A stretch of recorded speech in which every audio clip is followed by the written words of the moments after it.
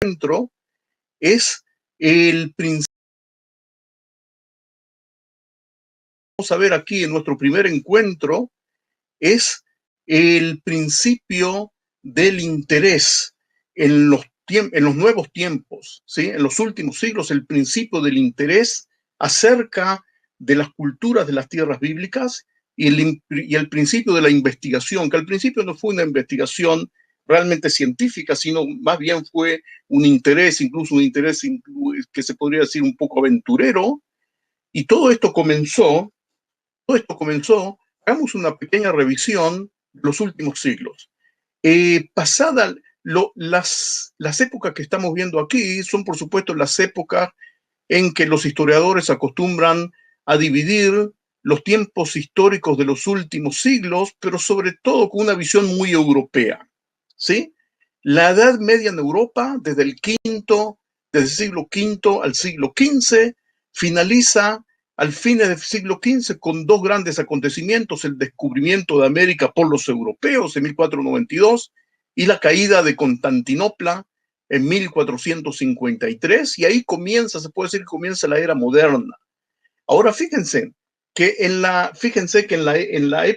era moderna, que hay quienes la contabilizan desde el siglo XV al siglo XVIII, y hay quienes las continúan hasta el día de hoy. No vamos a detenernos en eso, pero el principio de la era moderna es lo que se llama el Renaissance o el Renacimiento en español, del siglo XV al siglo XVI. Y quiero hacer hincapié en esto y dedicarle 4 o 5 minutos porque es muy importante para conocer el principio de la arqueología bíblica. Después de la Edad Media, con el descubrimiento de América y con el descubrimiento incluso de las rutas marítimas hacia el oriente, hacia China, etcétera, en Europa cunde una tendencia de un regreso hacia las raíces. Después de la Edad Media hay un despertar de un interés muy, muy, muy, muy grande hacia las raíces de la cultura europea, que en la vista de la gente de esa época, la cultura europea tenía dos raíces. Una es la raíz clásica, de la cultura clásica greco-romana, y la otra es la raíz bíblica. Es como una persona que tiene dos pies sobre la cual se constituye la cultura europea, y hoy se puede decir que la cultura oriental, hasta hoy en día la cultura oriental está basada en esos dos grandes pies, en la cultura clásica greco-latina y en la cultura bíblica. Y en ese ansia por conocer, por volver, por regresar a los valores de esas dos culturas, los europeos comienzan a investigar, no de una manera científica, sino de una manera más simple, ¿sí? Hay las dos culturas. Es así que vuelven a Grecia a buscar los principios de la cultura griega, y también vuelven a las tierras bíblicas donde se desarrolló la Biblia. Cuando digo tierras bíblicas me refiero no solo a la tierra de Israel, sino también a las culturas vecinas, como lo vamos a ver de inmediato. Y aquí este interés del que comienza en el Renacimiento es el que dio comienzo a la arqueología bíblica.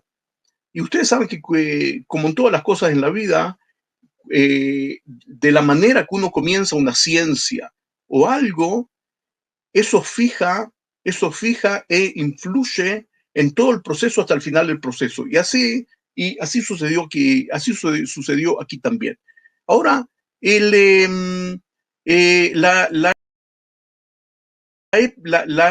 era moderna, como vemos aquí, el final de la era moderna sucede con dos acontecimientos muy importantes. En 1789 la Revolución Francesa, y en 1776 la independencia de Estados Unidos. Fíjense que a finales del siglo XVIII, con estos dos acontecimientos, hay muchos estudiosos que dicen que aquí comenzamos otra era llamada la era contemporánea. ¿Sí? La era contemporánea, es decir, que ya pasado el Renacimiento, pasado el Renacimiento, en la época, en los principios, en los albores de la era contemporánea, hace unos 200 y pico de años, ¿sí? Los europeos comienzan a venir a estas tierras para buscar las raíces bíblicas en las cuales ellos veían una de las dos bases de su cultura. Ahora, todo lo que acabo de decir ahora es cierto cuando hablamos de la cultura europea, como dije al principio, pero no todo el mundo era europeo. Y las tierras bíblicas, es decir, las tierras bíblicas hacía grosso modo la tierra de Israel, pero los dos grandes centros culturales alrededor, por supuesto, la tierra de Egipto, aquí, y las culturas mesopotámicas, en donde hoy en día es Irak, toda esta zona, en esa época, toda esa zona en esta época estaba dominada, estaba ocupada por el Imperio Turco Otomano. El Imperio Turco Otomano, amigos, es un imperio que subsistió durante 400 años, desde 1516 hasta la Primera Guerra Mundial, hasta 1917. Es decir, que esos europeos que querían venir a investigar tanto en Grecia, ¿sí? como en las tierras de las culturas bíblicas, no tenían que venir y recibiendo permiso, a veces por las buenas y a veces por las malas, del Imperio Turco Otomano. Y esto también influyó en la manera en que los primeros descubrimientos arqueológicos fueron realizados. ¿Sí? Como lo vamos a ver adelante. Pero la situación geopolítica moderna me es muy importante, por eso nosotros durante todo este curso no vamos a hablar de la época moderna, vamos a hablar solamente de las épocas bíblicas. Pero me es muy importante y quiero hacer hincapié ahora al principio del curso también a la situación geopolítica de los últimos siglos, porque como dije, esto influyó en la manera en que la ciencia ve las cosas y en cómo los descubrimientos estos se fueron realizando, y también desgraciadamente por qué muchos de estos descubrimientos se perdieron. Todo esto tiene que ver también con la situación geopolítica de los últimos siglos. Entonces, como dijimos, el territorio del Imperio Turco Otomano, no siempre con las mismas fronteras, no siempre con los mismos límites como ven acá. Ustedes ven por eso que hay diferentes colores, pero en general el Imperio Turco Otomano fue uno de los más grandes de la historia humana, dominó parte de Europa y dominó como vemos acá, dominó todas las tierras bíblicas. Ahora, estos europeos, hace 200 y pico de años, fíjense que la mayoría de ustedes viven en Latinoamérica. Para hacer una comparación, en términos latinoamericanos, estamos hablando más o menos en la época en que los países de Latinoamérica recibieron su independencia, expulsando a los españoles. ¿Sí? Las guerras de independencia fueron más o menos durante esta época, hace 200 y pico de años, cuando el comienzo de estas campañas europeas para investigar las tierras bíblicas se estaba desarrollando aquí, para que nos ubiquemos un poco en el tiempo. Ahora, los europeos, hasta ese momento, lo que sabían de la Biblia era lo que recibieron en forma de texto, porque los judíos siguieron transmitiendo el texto, siguieron transmitiendo, lo siguen haciendo meticulosamente hasta hoy en día. Pero como lo dije, me imagino que muchos de ustedes habrán visto mi clase, la clase de apertura, o no sé cómo la llamamos, la clase de anticipo. Hablamos ahí, voy a hacerlo ahora solamente durante un minuto, hasta que comienza toda esta investigación. Los europeos, cada vez que se imaginaban a los personajes bíblicos y a la historia bíblica, como no tenían la menor idea de cómo se veía todo esto, lo hacían imaginándose a las personas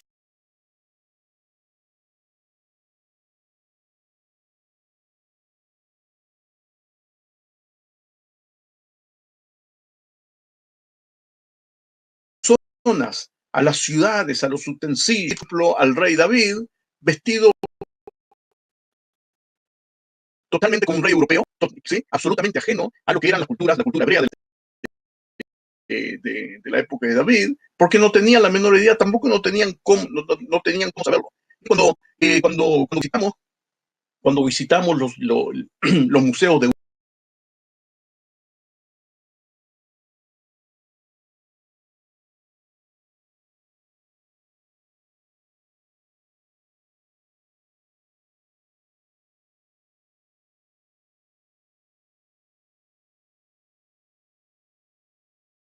Europa, podemos ver muchísimo, si fuesen europeos o como ellos conocían a la gente del Oriente, pero de esa época, del siglo XVI, del siglo XVII, sin ninguna relación con lo que era realmente. Y con el ansia de saber cómo realmente era, era la gente, cómo eran las cosas, ese ansia fue el que llevó a los europeos a comenzar la investigación que a nosotros nos va a ocupar durante todo este curso. El gran aporte, uno de los grandes aportes de la arqueología es que la arqueología nos proporciona una dimensión que no la tenemos en los textos. Nos proporciona una tercera dimensión, nos proporciona la dimensión de la cultura, de la cultura material. El objetivo de la arqueología en todo el mundo, ¿sí? La arqueología en todo el mundo es descubrir la cultura material de la gente de la antigüedad. ¿Sí? Esa es la tarea. Y cuando nos referimos a las tierras bíblicas, ahora vamos a concentrarnos en las tierras bíblicas, cuando nos referimos a las tierras bíblicas, como lo dije anteriormente, esos europeos que estaban tan interesados en saber cómo realmente se veían los reyes de Israel, cómo realmente era Jerusalén, cómo realmente eran todos esos lugares descritos en la Biblia, ¿sí? Lo más importante era, por supuesto, interesarse en estos tres focos: el foco de la tierra de Israel, el foco de la tierra de Egipto y de las culturas de Mesopotámica. Por la simple razón que todos conocemos, es de que durante toda la época bíblica, la época del Antiguo Testamento, hubo dos grandes polos que fueron las potencias políticas, militares y económicas. Siempre una estuvo en Egipto y la otra estuvo en Mesopotamia, sean ya los asirios o los babilonios o después los persas. Siempre esos fueron los dos polos. Y la tierra de Israel estuvo entre esos dos polos y fue influenciada, y también tuvo que ver, que relacionarse, que hacer la guerra, que comerciar con esos dos polos. Por esa razón es de que la única manera, no existe otra, la única manera de estudiar seriamente y a fondo la cultura bíblica es haciéndolo siempre entrecruzado, de una manera entrecruzada y una manera entrelazada con estos dos polos gigantes que hubo durante esa época: el polo de la cultura egipcia y de las culturas mesopotámicas. Entonces, durante esa época, como lo dijimos, estaba en manos del imperio turco otomano. Los viajeros europeos que durante toda esa época, sabiendo, es decir, la ubicación geográfica de Egipto nunca se perdió, todo el mundo sabía dónde estaba Egipto, y los viajeros europeos que llegaban a Egipto siempre se quedaron impresionados, y con mucha razón, por esa gran cultura material, esa gran cultura física que dejaron los egipcios. Mucho más esplendorosa que las mismas culturas europeas de las cuales ellos veían, y siempre estuvieron cautivados por el pensamiento de cómo todo esto se relaciona con las escrituras bíblicas. La Biblia está llena de Egipto.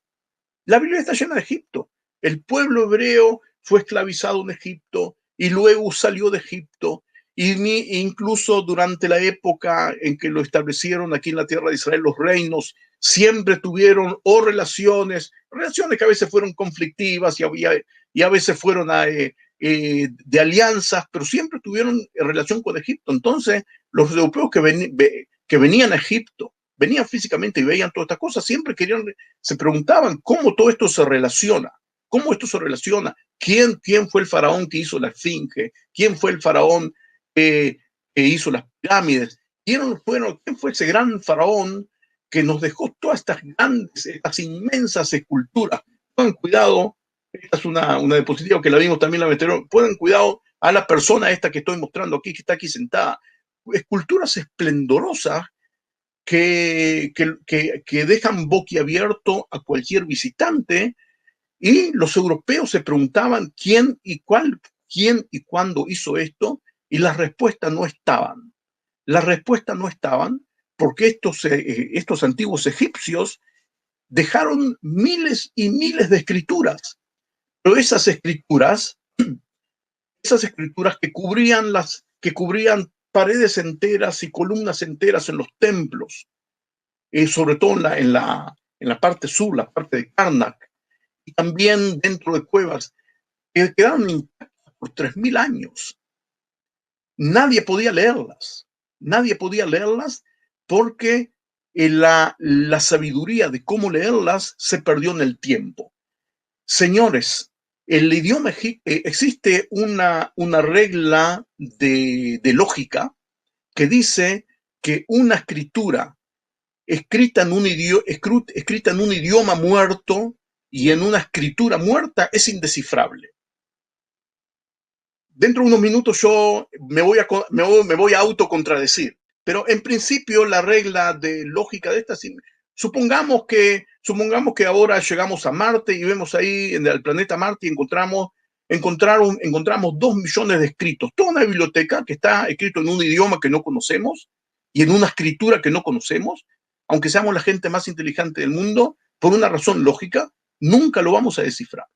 La única manera de descifrar una escritura antigua que está escrita en una escritura muerta es cuando tenemos un texto escrito en una lengua viva y en una escritura viva y que dice exactamente lo mismo. Es la única manera, desde el punto de vista de la lógica más básica, ¿sí? Ahora, les aclaro que dentro de unos minutos voy a autocontradecirme por lo menos en un 50%.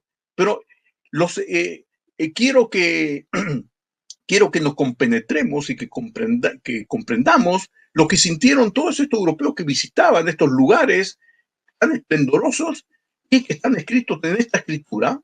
Hoy en día la llamamos la escritura jeroglífica.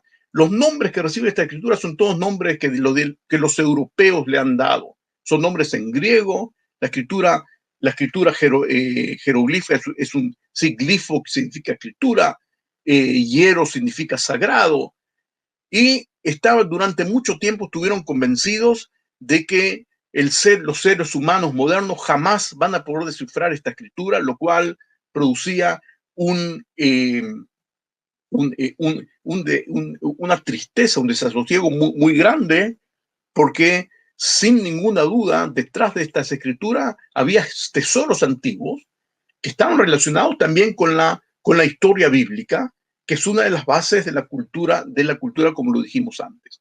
La escritura jeroglífica, como lo podemos ver, y como me imagino que todos ustedes ya lo habrán visto por lo menos alguna vez, la escritura jeroglífica es una escritura pictográfica, ¿sí?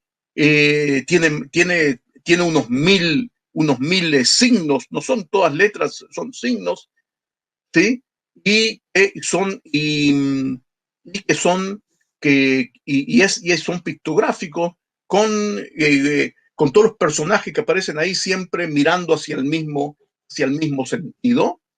Y esto se solucionó cuando se encontró, como ven aquí en el mapa, aquí en la zona del delta, en la costa norte, en la costa mediterránea de Egipto, en el año 1799, Napoleón Bonaparte invadió Egipto.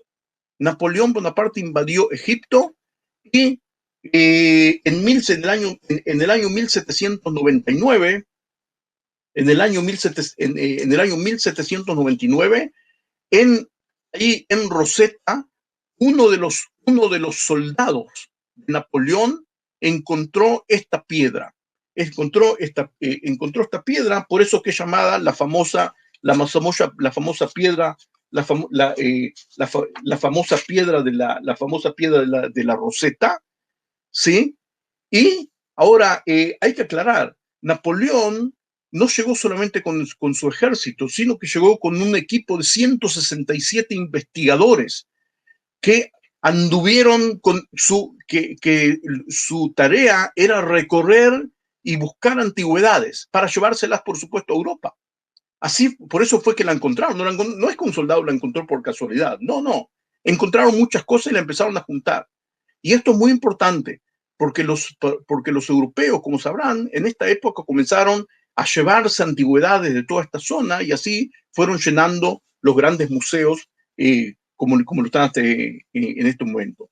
Entonces, con la piedra de la Roseta, que hoy en día está en el Museo Británico, aquí expuesta, está considerado uno de los objetos más visitados de todos los museos del mundo. ¿Sí? Aquí estoy yo, en una de mis visitas, y la piedra de la Roseta, por supuesto que está rota. La única, solamente el límite de la izquierda está conservado, está rota y tiene 3 partes. La parte de arriba está escrita en escritura jeroglífica, tiene 14 renglones, sobrevivieron. La parte del medio está escrita en escritura demótica. En la escritura demótica es una escritura egipcia. Los egipcios, como en la escritura jeroglífica, es muy difícil escribir rápidamente cuando uno tiene que dibujar todos los signos.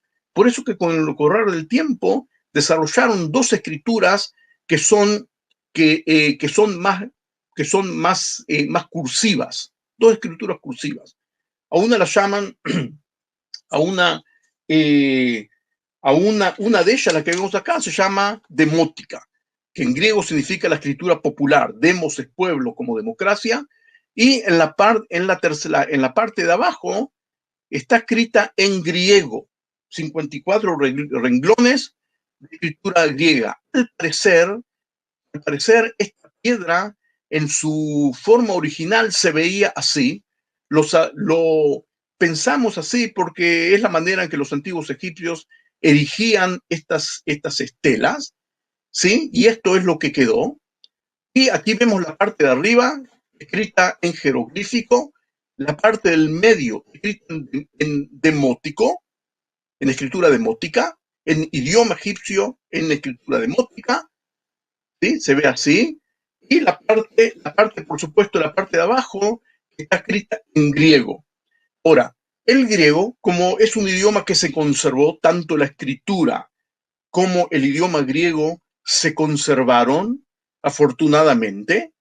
Desde el primer momento, los franceses que vieron esto pensaron, en una de esas tenemos aquí, esto es un regalo del cielo. Y puede ser que esta piedra sea la llave para descifrar la antigua escritura egipcia y así poder leer todas las inscripciones que están grabadas en todos los templos. A partir del griego, ayudémonos con el griego. Pero esto no es tan fácil, amigos. El hecho de que uno encuentre el mismo texto escrito en un idioma conocido y en otro que está en un idioma desconocido, en una escritura desconocida, no quiere decir que inmediatamente uno lo pueda descifrar. Hagan una prueba, no ahora. Después de esto, hagan una prueba y traduzcan una frase en español a otro idioma, que no haya ninguna, o sea, que no sin palabras latinas, ¿sí? En inglés, por ejemplo, prohibimos usar palabras latinas y van a ver que es imposible porque las palabras no están en el mismo orden, porque no se pronuncian diferente. Hay toda una serie de problemas. No fue tan fácil, pero el entusiasmo fue muy grande. Esto fue en el 1799. Ahora, dejemos esto un poco aquí y sigamos con la política. Después que el Napoleón empieza a conquistar Egipto, llegan los ingleses, ¿sí? Apoyando a los turcos, y en el término de 2 años los ingleses derrotan a los franceses. Es tal así que en el 1801 Los ingleses derrotan a los franceses y los ingleses que tenían el mismo interés en, en, en obtener antigüedades, le exigen a los franceses, como uno de los términos de la rendición, que entreguen todas las antigüedades que han encontrado. Y los franceses se niegan. Hasta tal punto se niegan que en una parte de las negociaciones amenazan con destruir y prender fuego a todo lo que encontraron, incluida la piedra de la Roseta. Afortunadamente no lo hicieron y entregaron todo a los ingleses. En el año, inmediatamente los ingleses en el año 1802 se llevan la piedra a Londres y desde el 1802, más de 200 años, hasta hoy en día está puesta en el Museo de Londres. ¿Sí? Menos mal que no la destruyeron. Ahora, llega al Museo de Londres, los ingleses hacen copias exactas y la entregan a diferentes lugares del mundo, incluso a los franceses, hasta tal punto. Yo esto lo hago muy corto. Todo lo que voy a decir ahora es muy, muy sintetizado. Es muy sintetizado.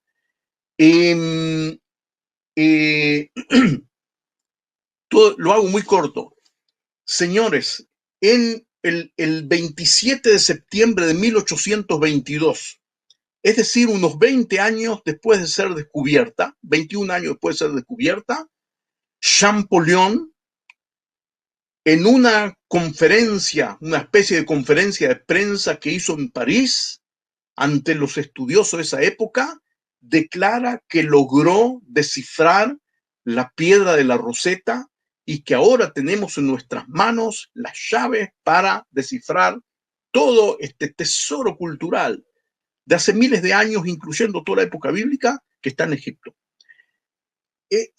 Como dije, que nadie me tome la palabra, todo esto es muy sintetizado. Los primeros, hubo otras personas como De Sassi y Young, otros estudiosos que ellos empezaron a descifrar, pero que el que realmente se llevó toda la gloria porque él logró terminar de descifrar fue Champollion, y realmente el descifrado del año, desde el 1822, 10 años antes de que él fallezca, nos permitió empezar a leer este gran tesoro cultural atiborrado ahí en la tierra de Egipto.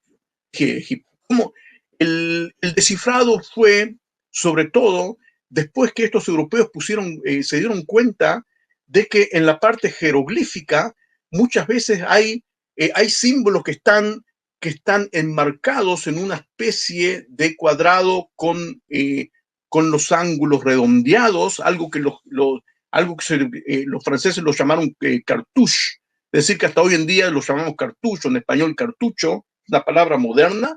Pusieron cuidado, ¿sí? Empezaron a poner cuidado de que es así, y al final les cayó la ficha, como dicen en Argentina, se dieron cuenta de lo que está encerrado ahí son nombres de personas, y pusieron cuidado de que en el texto griego, tenemos nombres de reyes que sabemos ubicarlos exactamente en el tiempo, ¿sí? Estamos hablando, los dos cuadrados que vemos aquí, el primero dice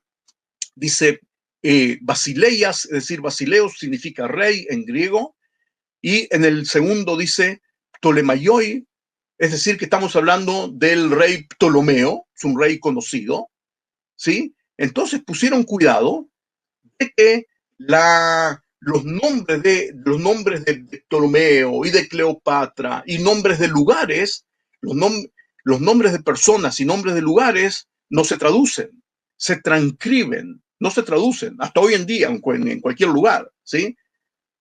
Nombres de ciudades y de lugares, incluso de plantas, no se traducen, sino que se transcriben. Entonces pusieron cuidado de que los lugares que están en cartuchos aparecen a la misma distancia de que en griego aparecen nombres de personas. Entonces, aprendieron a leer los nombres de las personas, y como los nombres de las personas están escritos exactamente como suenan, aprendieron cómo son los sonidos en el idioma egipcio, y a partir de esto comenzaron a descifrar las demás partes de la parte egipcia. Esto no significa que al otro día ya sabían hablar en Egipto y entendían todo, pero este fue el comienzo. Este fue el comienzo mucho más amplio, pero así se comenzó. El rey que aparece ahí es Ptolomeo V, como vemos aquí. La dinastía de estos Ptolomeos era una dinastía de griegos. Ellos hablaban en griego, administraban el país en griego, pero para presentarse ante el pueblo egipcio al cual dominaban, ellos continuaban dando honor al idioma egipcio. Por eso que mandaron a escribir esta estela en los dos idiomas, y el egipcio en las dos escrituras, como dijimos, ¿sí? La escritura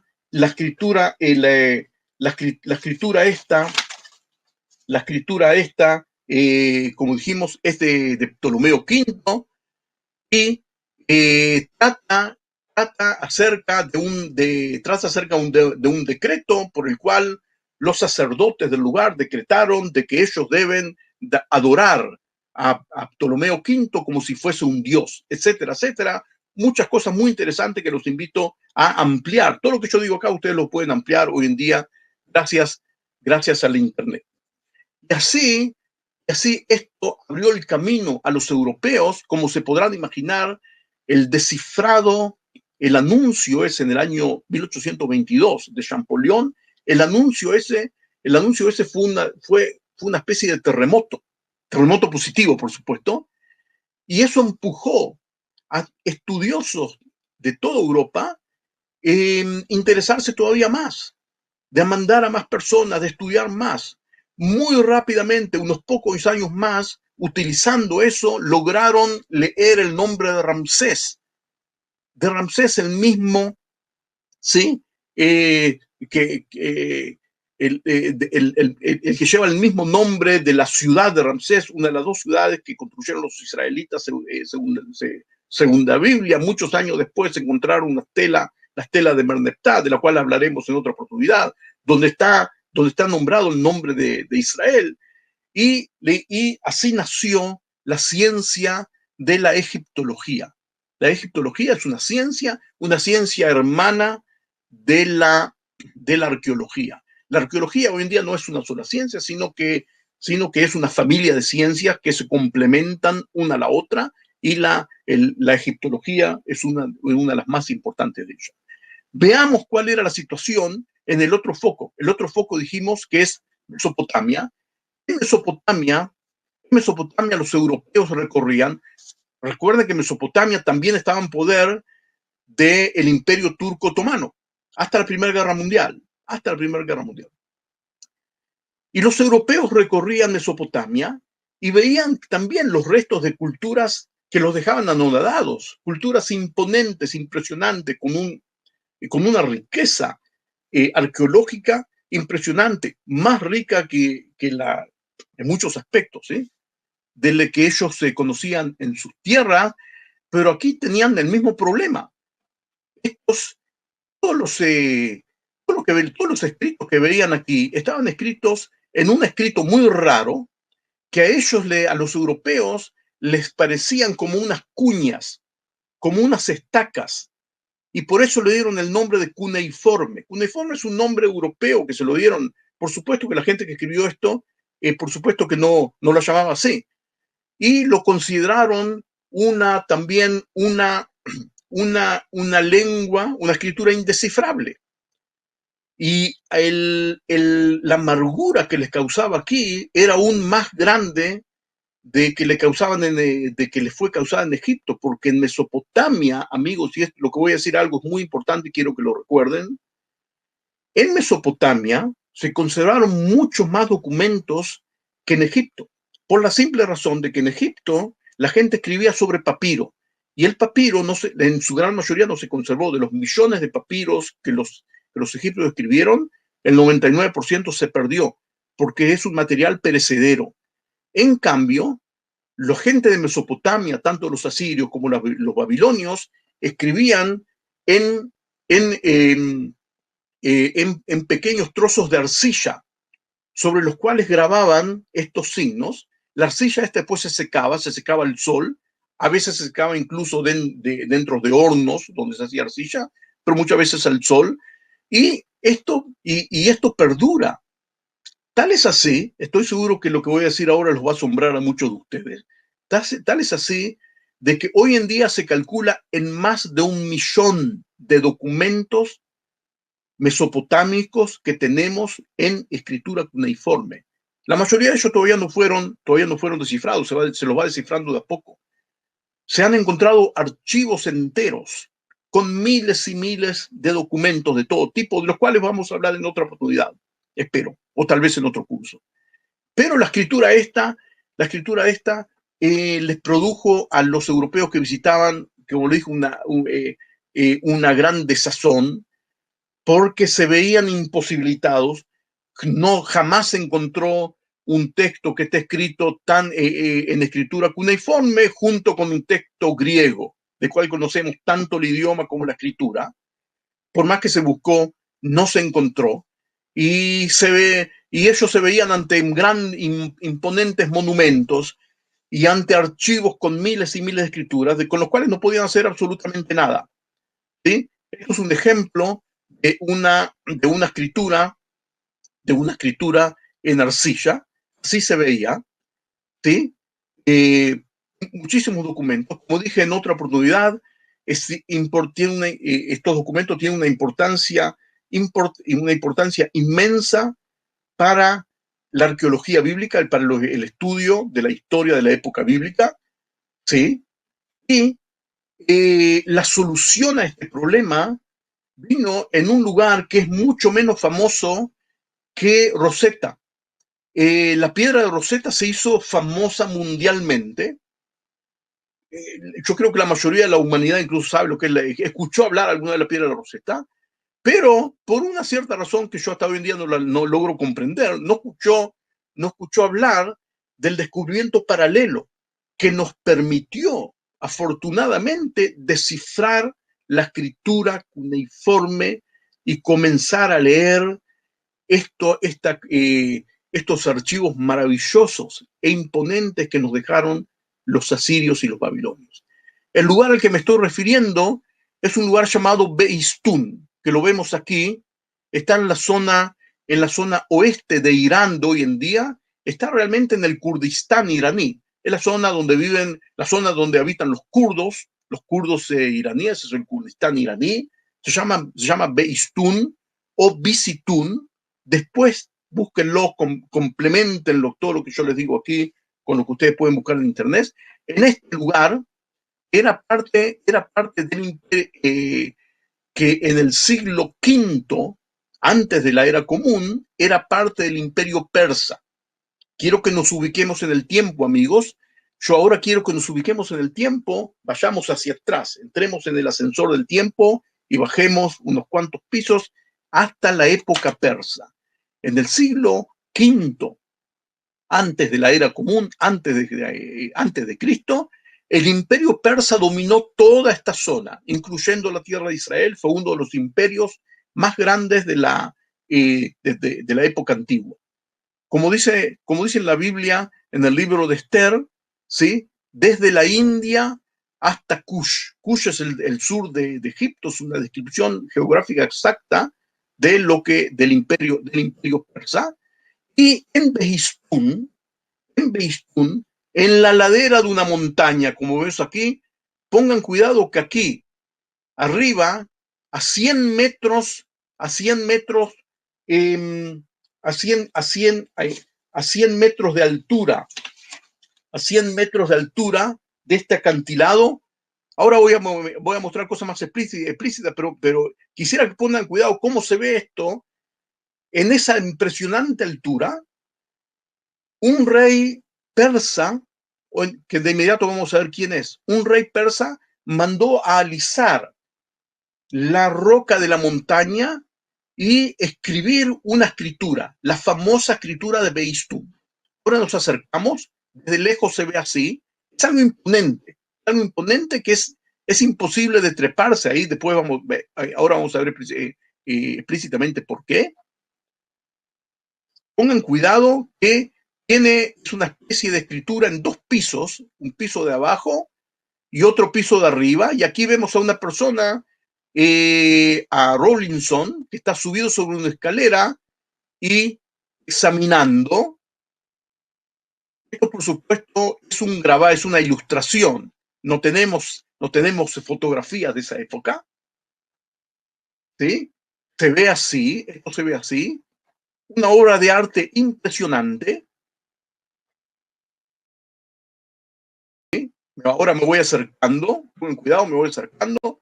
Nos estamos deleitando con unas tomas así desde lejos, porque es muy importante, es muy importante verlo primero. Hoy en día hay andamios que se ven así para que la gente, para que la gente, para que la gente, para que la gente lo pueda ver, ¿sí? Que tienen la dicha de visitar, y lo que vemos aquí es una inscripción que tiene 15 metros de alto y 25 metros de ancho, y está a 100 metros encima de un acantilado. Y los que grabaron esto, por orden del rey persa, que eran unos artistas y artistas, ahora vamos a ver las cosas de cerca, ¿sí? Unos artistas impresionantes, los que grabaron esto por orden del rey, es una escritura real, por orden del rey. Los que grabaron esto, después de hacer todo este trabajo, se ocuparon de alisar las laderas, cortaron parte de las laderas para que nadie pueda trepar. Gracias a esta acción del corte o del recorte de las laderas que hicieron esta gente, la escritura esta se conservó casi intacta por más de 2500 años. Afortunadamente, sin ella no hubiésemos, no, me da temor pensar que hubiéseme hecho sin esa. Tal es la importancia que tiene la escritura esta de Behistun. ¿Sí? Y vemos otra tumba muy interesante. Y lo que vemos aquí, amigos, se acuerdan que son dos pisos, ¿sí? Son dos pisos.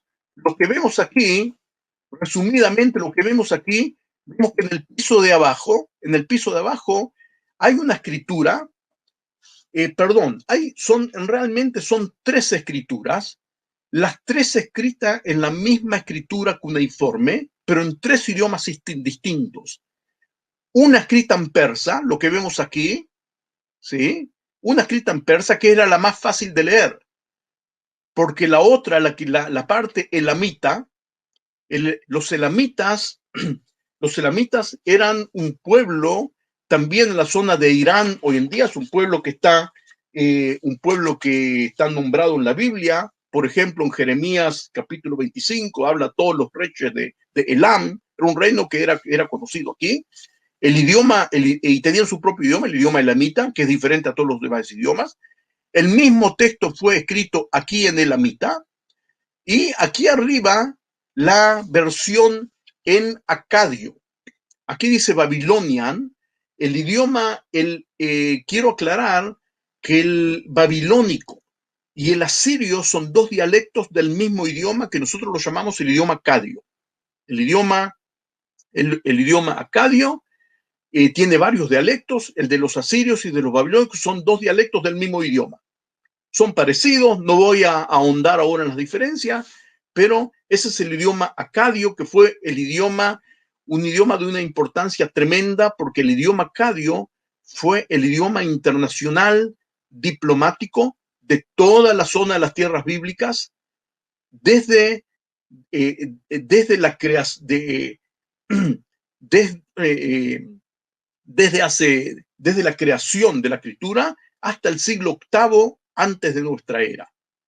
En el siglo VIII de nuestra era fue reemplazado por el idioma arameo, algo que no vamos a ocuparnos hoy, pero tiene una importancia tremenda, aparte por la cantidad y la riqueza de testimonios, como acabo de decir anteriormente. Al principio fue muy difícil llegar a él, porque realmente era un peligro, de treparse hasta ahí era un peligro de vida. Y aquí arriba tenemos una parte artística muy, muy importante, aparte hermosa, una parte artística donde está grabado el rey con 2 ayudantes detrás de él y 10 enemigos, una línea de 9 enemigos y otro que el rey lo pisa, ¿sí? Lo pisa aquí con sus pies, ¿sí? 9 enemigos que representan, 10 enemigos, perdón, que representa a 10 enemigos diferentes, 10 pueblos diferentes a los cuales el rey los derrotó. Y aquí arriba vemos a el dios Ahura Mazda. Ahura Mazda era el dios de los persas, de la religión persa. ¿Sí? Pueden ahondar en esto y buscarlo también en internet. Y también con pequeñas escrituras para que, con explicaciones acerca de los enemigos, pero es lo que menos nos importa. Y todo escrito en escritura cuneiforme que se conservó. Lo que estoy mostrando ahora es de una parte de Beitún. Pongan cuidado, amigos, cómo se conservó desde el siglo V antes de nuestra era. De una manera impresionante. De una manera muy resumida. La historia esta es más larga de lo que yo la hago ahora, pero nuestro tiempo, como siempre, juega en contra de nosotros. Lo voy a hacer muy resumido.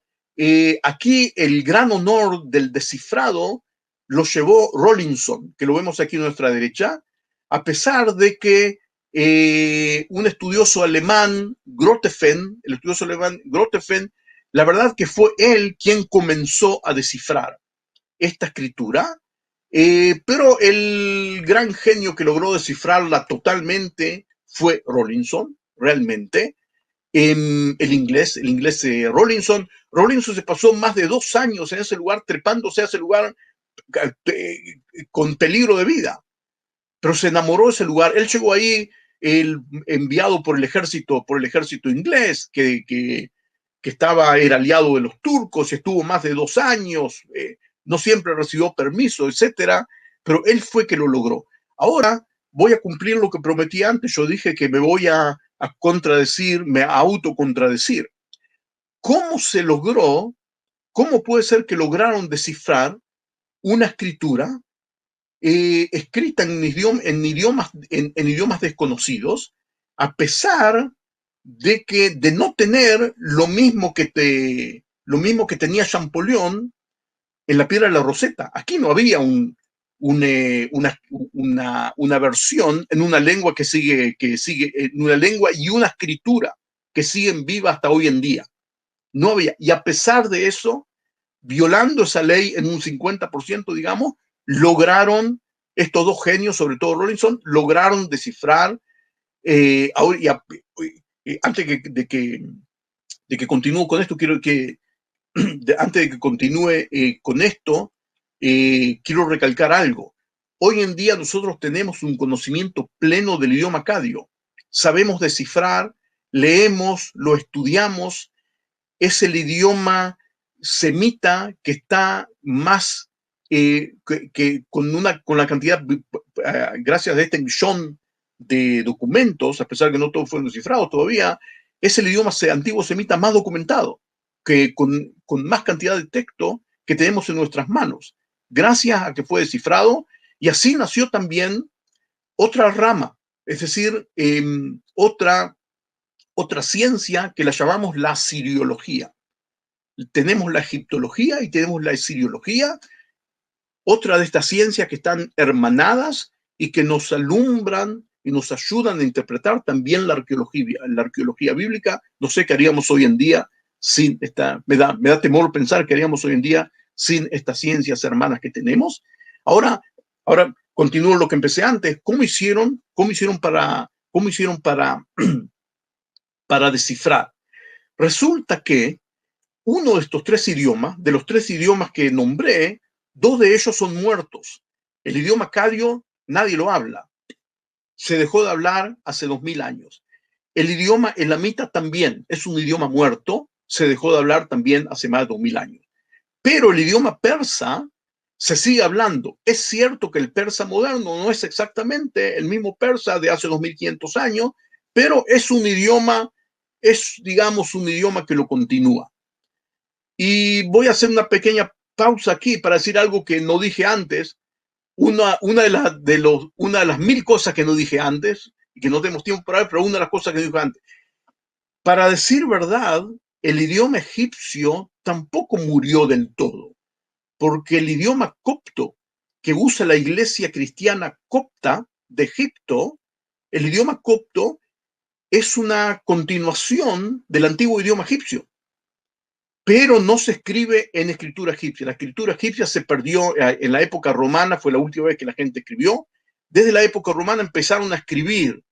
Estos coptos empezaron a usar las letras griegas, el alfabeto griego para escribir el copto.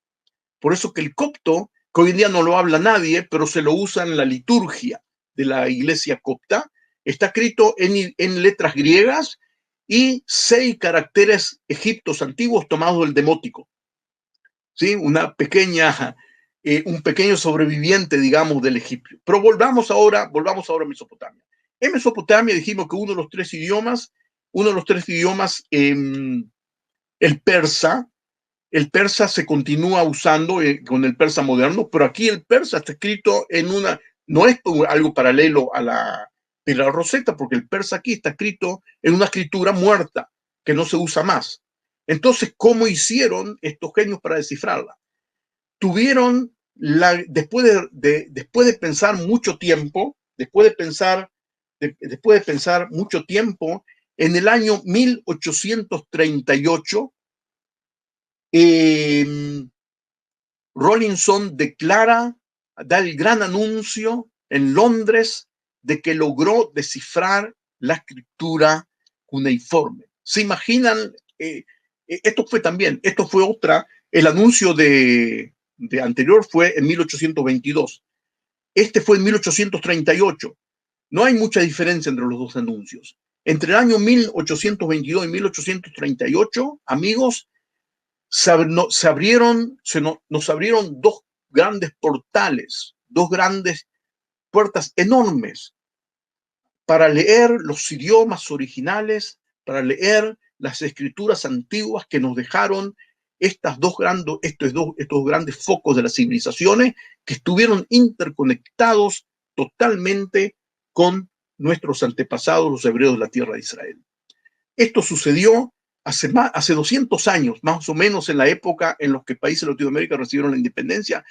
Pongan cuidado en los tiempos. Ahora, ¿cómo lograron estos dos grandes genios? Tuvieron la gran idea de pusieron cuidado de que la persona que está esculpida ahí, por supuesto que debe ser un rey, por supuesto que debe ser un rey, y pusieron cuidado que en la parte persa, que fue la primera que ellos estudiaron, hay una palabra, una palabra, ¿sí? Porque pusieron cuidado que entre tantos signos hay un signo que parece una división, y realmente es un signo como un palito así que divide las palabras, un signo divisorio de las palabras. Entonces pusieron cuidado de que hay una palabra que se repite de tanto en tanto. Entonces se le ocurrió, puede ser que sea la palabra rey. Y era cierto. Y después de esa palabra, después de esa palabra hay la palabra que viene después, a veces se repite, porque los reyes persas, los nombres de ellos se repetían, Darío I, Darío II, etcétera, etcétera, ¿sí? Los nombres se repetían. Entonces tuvieron la gran idea de abrir el libro de Heródoto. Heródoto de Halicarnaso es considerado el padre de la historia. Él escribió en griego y él nos presentó el listado de todos los antiguos reyes persas de esa época. Entonces, ellos lograron comparar la lista que tenían en los libros de Heródoto, de los reyes persas, con la lista que tenían ahí escrita, y así lograron descifrar cómo se pronunciaba el nombre de Darío y los demás nombres de los reyes persas, y así lograron comprender cómo se pronunciaban también, por ejemplo, la D. Si empieza Darío, entonces el primer símbolo es la D. Entonces yo ya lo sé pronunciar también en todos los demás lugares que aparecen, sí, que aparecen en los demás lugares. Y así lograron comenzar a descifrar. Gracias a la comparación esta con el otro, y después una cosa trajo la otra, una palabra con la comparación trajo la otra, y así con el término de los años se logró descifrar. Y realmente, señor, amigos, lo que vemos aquí resulta que la efigie que vemos, esta es la efigie que figura en la escultura de Beistún. ¿Sí? Acá estoy enfocado con él. Es el rey Darío I, nada más ni nada menos, cuya efigie está hecha por sus escultores, los escultores reales de esa época. El rey Darío, como lo veremos dentro de 2 minutos, es un rey que está documentado en la Biblia y es un rey al cual tiene una importancia muy grande según el relato bíblico. Pongan cuidado en la revolución de información que tenemos aquí. En los siglos anteriores, todos estos europeos, cuando se imaginaban los reyes bíblicos y a los reyes persas y egipcios, los veían como europeos. Ahora tenemos aquí exactamente la efigie del rey Darío como se veía. Y hecho, y como podrán ver, con una calidad impresionante. Aquí lo vemos en colores. Pongan cuidado que un pequeño detalle, hay muchísimos detalles de los cuales no voy a hablar aquí, pero tengan cuidado que la barba de él aquí está hecha en un trozo separado de piedra, abulonado con pernos de metal. Al parecer se lo rompió al hacer, hay muchas opiniones, tal vez se rompió ese pedazo y tuvieron que hacerlo aparte y abulonarlo, o tal vez por alguna razón decidieron hacerlo diferente, pero aquí lo vemos al rey Ciro, Ciro I, ¿sí? Pisando sus dones de enemigos y las escrituras sobre las cabezas de los enemigos, ¿sí? Darío I, perdón, que si no me equivoqué, es el rey Darío I, el tercer rey de la dinastía aqueménica del siglo V. El nombre de él está ahí, no hay ninguna duda, y de repente, no solo que se nos abrieron las puertas para que estudiemos todas esas escrituras y todos esos grandes archivos, sino que tenemos ahora, vemos la efigie. Más adelante, hoy en día nosotros sabemos cómo se veían los reyes asirios que están recordados en la Biblia, cómo se veía Sennacherib, cómo se veía Nebucodonosor, el rey de Babilonia. Sabemos exactamente cómo se veían, porque sabemos leer las escrituras que están escritas sobre ellos o al lado de ellas. Todas estas puertas se abrieron en el 1838 con este gran descubrimiento. ¿Sí? Estamos hablando aquí, como dije antes, del periodo persa que en la tierra de Israel,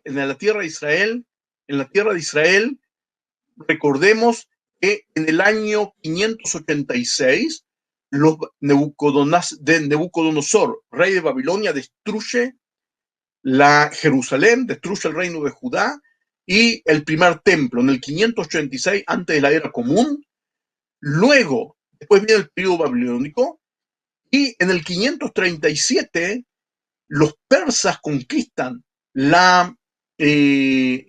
toda la zona, lo que era antes el imperio babilónico, y constituyen el imperio persa que dominó la tierra de Israel durante 200 años. 200 años, un periodo importantísimo del cual vamos a hablar después en el curso. Comienza en el 537. El primer rey de esta dinastía, el rey Ciro, declara la famosa declaración de Ciro, por la cual le permite a los judíos que estaban en cautiverio, que fueron llevados en cautiverio por los babilónicos, les permite regresar a la tierra de Israel y construir el segundo templo el segundo templo de Jerusalén. El segundo templo de Jerusalén fue construido durante esta época persa en el 515 antes de nuestra era. En el 515, después de muchos años de construcción, fue la inauguración del segundo templo. Todo esto sucedió en la época persa. En la época persa, amigos, fueron escritos varios libros de la Biblia. El libro de Esdras, el libro de Crónicas y otros libros más fueron escritos en la época persa. O sea, la conexión y la tutela de estos reyes es muy importante para comprender muchas cosas que leemos en la Biblia. Aquí estamos hablando, sí, Ciro II, sí, Ciro. Sí, es Ciro II, pero es el rey que funda realmente la dinastía esta. Fue el que le permitió a los judíos volver a la tierra de Israel y construir el segundo templo. Y, ahora Darío I, que es el rey que vimos en Beistún, si acabamos de decir que la fecha de inauguración del segundo templo fue en el 515, como pueden ver aquí, el segundo templo de Jerusalén, la inauguración fue hecha en la época de este Darío I, de este mismo rey que acabamos de ver ahí en Beistún, y que está recordado y que está descrito en la Biblia en varios lugares. Vamos a leer, por la falta de tiempo, vamos a leer ahora 2 o 3, pero los invito a buscar en las concordancias de ustedes. Van a ver que está registrado muchas veces en la Biblia. El mismo rey que acabamos de aquí. Pongan cuidado cómo de repente la arqueología, siempre a la mano de las ciencias hermanas, de repente nos brinda toda esta dimensión cultural que faltaba, que no la teníamos. Toda esta dimensión cultural, tanto de descripciones, de hechos históricos, como de la parte visual, de cómo se veía, de cómo se veía la gente. Veamos, por ejemplo, el profeta Ageo. El profeta Ageo es un profeta que él vivió en Jerusalén, en la época de Darío, y no vamos a leer todo por falta de tiempo, pero los invito a que lean el segundo capítulo de Ageo, donde vamos a leer apenas unos versículos donde los subrayé ahí, los señalé con el color amarillo. El día 21 del mes séptimo. El día 21 se refiere del mes séptimo, ¿sí? Según, y más abajo dice, el día 24 del mes noveno del segundo año de Darío. Se refiere a Darío que acabamos de conocer. Vino palabra del Señor al profeta Ageo, y así dice, etcétera, etcétera, etcétera, etcétera. ¿Sí? Esto fue escrito en idioma hebreo en Jerusalén bajo la tutela del imperio persa. Los persas le dieron a los judíos autonomía. Judea era una zona autónoma dentro del imperio persa. Es un tema que más adelante en curso tal vez lo vamos a emplear. El profeta Zacarías también él lo nombra a Darío porque él vivió en esa época. En el mes octavo del segundo año del reinado de Darío, se refiere al Darío que acabamos de conocer. La palabra del Señor vino el profeta Zacarías, etcétera, etcétera. El Señor está ardiendo en ira, etcétera, etcétera. Súper interesante. Pero lo más interesante, los reportes más interesantes del rey Darío están en el libro de Esdras. Amigos, los invito a leer en el libro de Esdras, a partir del capítulo cuarto y quinto, comiencen a leer. Todo el relato, que aquí no lo vamos a hacer, pero los invito a ustedes que lo continúen. Esdras, que era uno de los líderes de los judíos de esa época, era la época en que estaban construyendo el segundo templo, con un permiso especial del rey de Persia. ¿Sí? El permiso que fue dado por Ciro, por el rey Ciro II, el que estableció la dinastía. Mucha gente se opuso. Otros pueblos vecinos aquí se opusieron a que los judíos construyan el templo y reconstruyan las murallas de Jerusalén. Y hasta tal punto de que uno de los gobernantes persas vino a los judíos y le dijo: ¿de dónde ustedes obtuvieron el permiso para construir el templo? Para hacer semejante construcción hay que tener permiso del rey del imperio, ¿sí? Es un rey de uno de los imperios más grandes del planeta. Y entonces, a continuación, aquí en Esdras, Dice así: entonces Tatenai, yo leo desde a partir del versículo 6, gobernador de la provincia al oeste del río Éufrates, es una persona que gobierna toda la zona de Siria y la tierra de Israel, ¿sí? Y sus compañeros, que eran los funcionarios del gobierno de esa provincia, enviaron una carta al rey Darío, la cual decía al rey Darío, y a partir de aquí está copiado el texto de una carta enviada al rey en idioma arameo. Me imagino que ustedes sabrán que hay partes de la Biblia que están escritas en arameo y no en hebreo, ¿sí? Esta es una de las partes. Y el texto arameo aquí, que en esta época era el idioma administrativo y diplomático del Imperio Persa. ¿Se acuerdan que a partir del siglo VIII el arameo reemplazó al acadio como idioma diplomático y administrativo de toda la zona? Y aquí tenemos la copia de una carta, pero lo más interesante es de que a continuación, en la parte que no vamos a leer ahora, a continuación, los judíos también envían una carta al rey y pidiéndole que a Darío de que busque en los registros en la autorización real que fue dada a los judíos y los escribas del rey Darío, según lo que está expuesto en la Constitución del libro atrás, los escribas, los funcionarios del rey Darío realmente buscan y encuentran que realmente le fue otorgado ese permiso. Entonces los judíos a partir de ese permiso continúan construyendo y en el año 515 logran inaugurar el segundo templo de Jerusalén, que continuó hasta ser destruido, como sabrán, en el año 70 de la era común. Fíjense cómo todo esto ahora se entrecruza. Todo esto ahora se entrecruza. Todos estos documentos que fueron leídos en la Biblia hasta ese momento, totalmente desconectados. ¿Quién sabía cómo se veía, por qué esto está escrito en arameo y quién era el rey Darío y cómo se veía, etcétera? Realmente todo esto recibe una dimensión real gracias a la arqueología y a sus ciencias hermanas. Sí, tenemos, sí, vamos a seguir. Aparte, espero que otra vez, tengo la esperanza, espero, aparte no lo vamos a dejar mucho remedio, que Ariel no se enoje, y ustedes tampoco. Yo voy a robar unos pocos minutos más, porque hay cosas que la debemos estudiar, un poco más del tiempo acordado.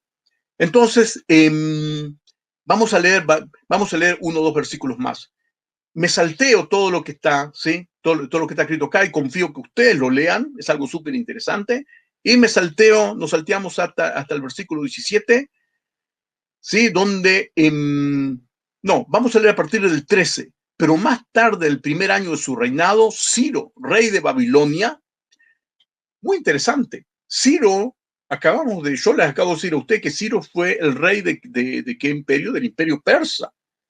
¿Por qué lo llaman aquí el rey de Babilonia? ¿Será un error? Mucha gente pensaba que era un error, pero hoy en día sabemos que no es un error, que la manera de llamarlo aquí en la Biblia, rey de Babilonia, es una manera correcta, porque Ciro y todos los reyes de su dinastía que lo siguieron, se autoproclamaban rey de Babilonia. Los persas, cuando conquistan Babilonia y destruyen el imperio, se cuidaron mucho de no destruir la ciudad de Babilonia, al contrario, la conservaron y se autoproclamaron reyes de Babilonia. Son reyes de Persia y reyes de Babilonia. Algo parecido en la era moderna a los reyes británicos que iban a la India y se autoproclamaban también como reyes de la India, ¿sí? Y todo el mundo sabía que ellos eran los reyes de Babilonia. Y el rey Ciro, estando en Babilonia, dentro de uno de los templos, dio autorización a los judíos, y hoy sabemos que también a otros pueblos, a que vuelvan a sus patrias originales, de donde fueron expulsados y deportados por los babilonios. Es decir, que eso le da un sello de veracidad al relato bíblico que vemos aquí, ¿sí? También el idioma arameo en el cual está escrito, que por supuesto al rey de Persa hay que escribirle en idioma arameo, es el idioma diplomático administrativo, y también hay que llamarlo el Ciro, rey de Babilonia, porque así se autoproclamó. También hizo sacar del templo de Babilonia los utensilios de oro, etcétera, etcétera. Ciro ordenó que acá hacen recordar, los judíos hacen recordar que ellos recibieron el permiso de Ciro. Me salteo hasta el 17. Ahora bien, si su majestad lo considera conveniente, pedimos que se investiguen los archivos donde están las crónicas del rey de Babilonia. Genial, genial. Adelante. Muy brevemente ahora, así quiero dar un pantallazo, después de que hayamos hablado, de que hayamos visto las dos grandes aperturas de estos grandes portones a los dos grandes focos culturales, Egipto y Mesopotamia. Quiero que hagamos un pequeño pantallazo, muy pequeño, pero no se preocupen porque lo que vemos aquí en el pantallazo que vamos a ver ahora, lo vamos a continuar en todo el curso. Quiero que hagamos ahora un pantallazo a la tierra de Israel, a las tierras bíblicas, porque estos europeos, así como se ocuparon de los grandes focos, por supuesto que recorrían también la tierra de Israel en busca de los restos de las culturas de la época bíblica. Y elegí, para dar este pantallazo, elegí a 2 o 3 descubrimientos que hicieron en esta época, principios un poco más tarde que los demás, ¿sí? Que los descubrimientos en Mesopotamia y en Egipto. Al principios del siglo XIX, quiero hacer 2 o 3 pantallazos en descubrimientos que se hicieron aquí en la zona. El primero, aquí donde estoy apuntando en el mapa, en Dibón, en el reino de Jordania de hoy en día, y que era la capital de los moabitas, y ahí fue descubierta la famosa estela de Meishá, sobre la cual yo escribí un artículo bastante largo en 3 partes en el blog de Moriah. Así que les recomiendo, no puedo pedirle, pero les recomiendo todo aquel que no lo haya leído, como complemento de lo que vemos hoy, incluso lo pueden releer en el blog de Moriah, que es libre para todo el mundo. Hay un artículo bastante grande, por eso que no voy a explayarme ahora también, un artículo,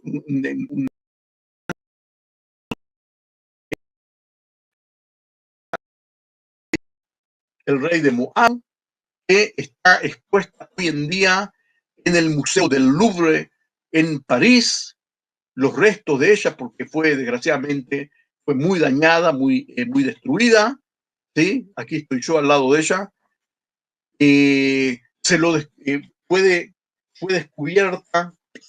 Fue descubierta en el 1868 por el alemán Klein, y quiero nombrar también a 2 exploradores ingleses.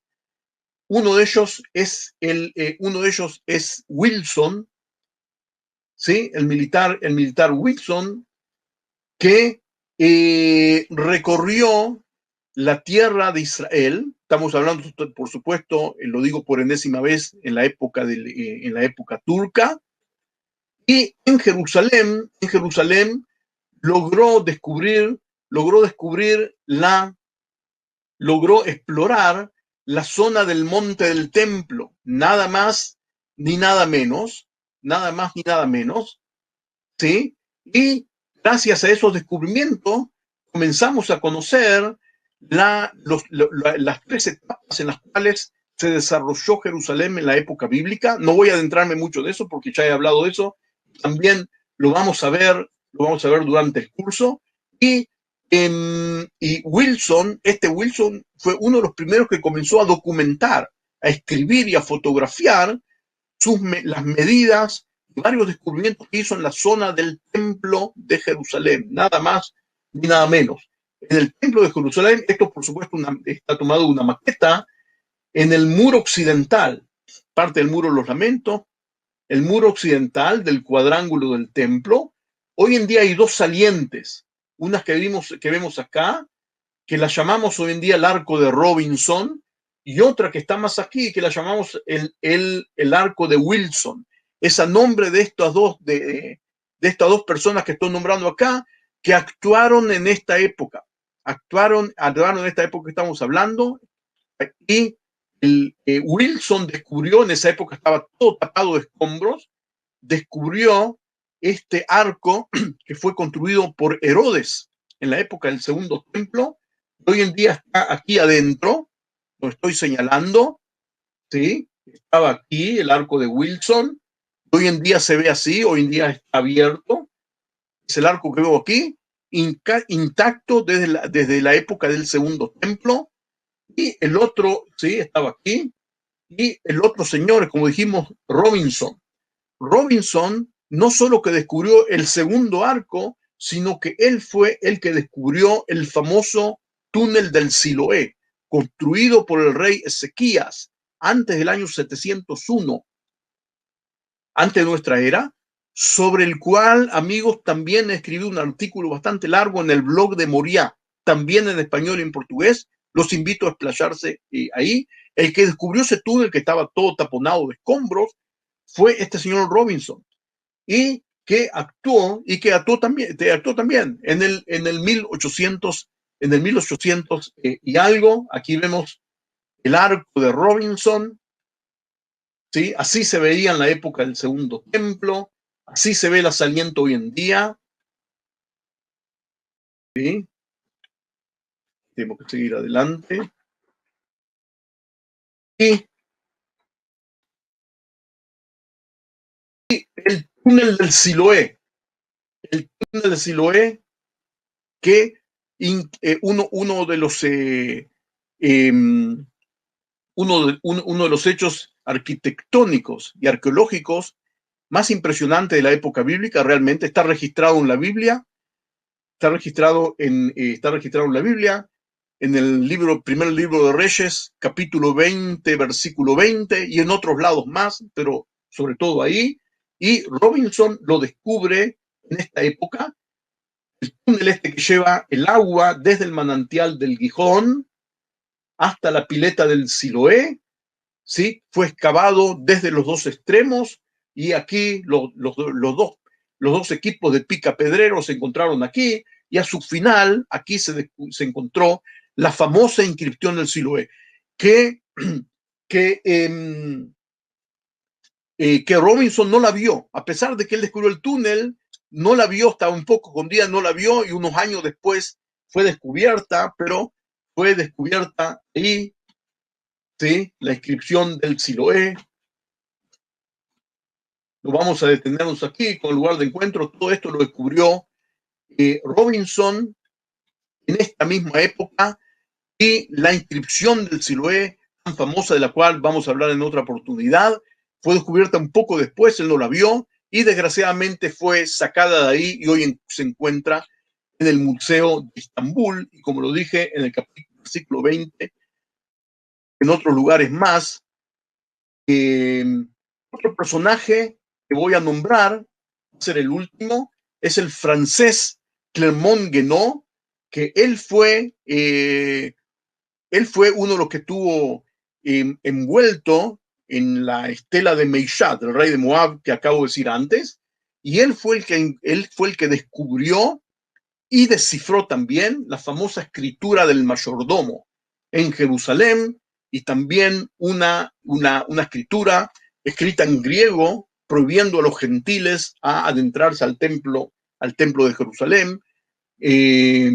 La encontró también él, un gran estudioso.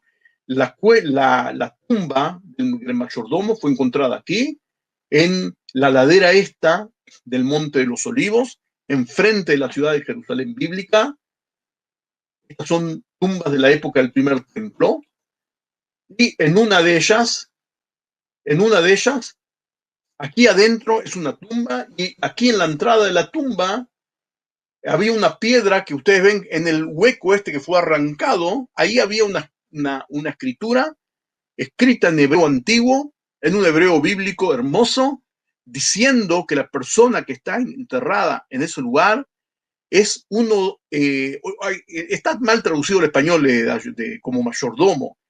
El título de él en hebreo es Asher al-Abait. Asher al-Abait es uno de los ministros más importantes del reino de Judá, viene a ser una especie de ministro del tesoro, ¿sí? Y él estaba enterrado ahí con su esposa y aquí estaba escrita la, la escritura que anunciaba eso. Esa escritura fue arrancada desgraciadamente, muy desgraciadamente de este lugar, y está expuesta hoy en día en el Museo Británico de Londres, y se ve así, sin descifrarlo. Ya pueden ver que es una escritura hermosa, muy elegante, como corresponde a una persona tan importante. Es muy probable que él fue el ministro del tesoro del rey Ezequías.